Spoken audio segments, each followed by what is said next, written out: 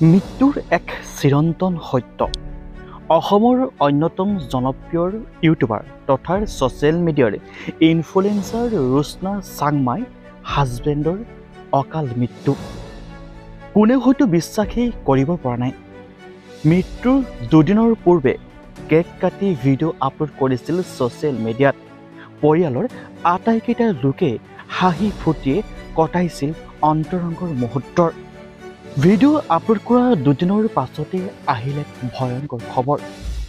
বহাগৰ উৰুকাৰ অৰ্থাৎ 13 এপ্ৰিল তাৰিখে হৃদৰোগত আক্ৰান্ত হৈ ইউটিউবাৰ তথা ছ'চিয়েল মিডিয়াৰ ইনফ্লুৱেঞ্চাৰ ৰুচনাৰ চাংমাই চাৰ্মিৰ মৃত্যু হয়।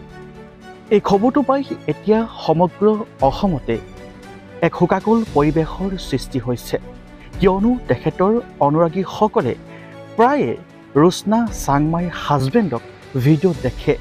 ভিডিঅ'ৰ জৰিয়তে পৰিয়ালৰ আটাইকেইটা লোকে সমূহ অসমবাসীকেই মনোৰঞ্জন দিয়ে।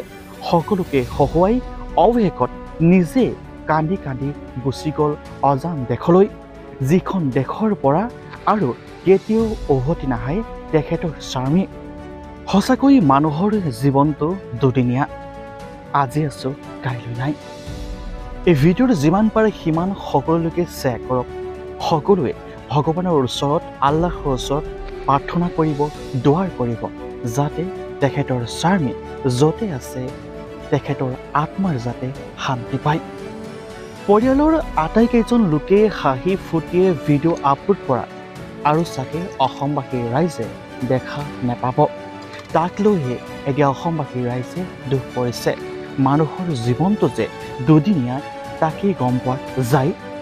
মৃত্যুৰ পূৰ্বে কেক কাটি দুদিনমানৰ আগলৈকে ভিডিঅ' দি আছিল তেখেতৰ স্বামী তথা ৰুচনা চাংমাই। আমাৰ চেনেলৰ তৰফৰ পৰাও তেখেতৰ আত্মাৰ চিৰশান্তি কামনা কৰিলোঁ। এই ভিডিঅ'টো আপোনালোকে সকলোকে শ্বেয়াৰ কৰক আৰু সকলোৱে প্ৰাৰ্থনা কৰিবলৈ নাপাহৰিব।